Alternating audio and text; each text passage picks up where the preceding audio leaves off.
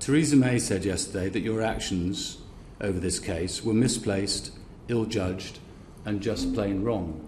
Well, I think I've said several times now that I do think it was a mistake to conflate, as we did, those two things. A particularly difficult case. It's not often in our House of Commons when a colleague suffers a family bereavement in the course of an investigation.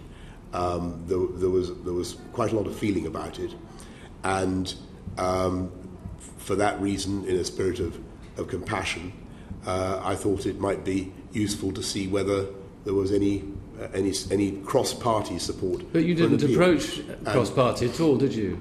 You told John Whittingdale that there was a cross-party agreement to set up this committee, but that wasn't the case, was it? So it would seem.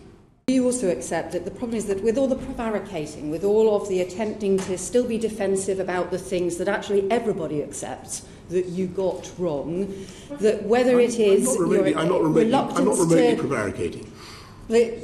It sounds a lot like prevarication, whether it is, there's a whole series of things that creates an impression that is very unfortunate and is very damaging to public life, whether it is not wearing a mask in a Hexham hospital, whether it is the initially defending colleagues who have broken the rules in a series of different cases. Do you accept that you have a responsibility to go above and beyond, yes, of course to go I do. Further than everybody should expect, I do. and to actually establish much higher standards? I do. And look, thank you, Eva and Ms. Cooper. And yes, I think it was a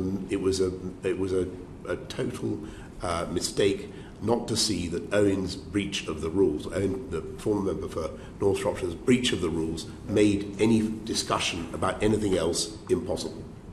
And I totally accept that.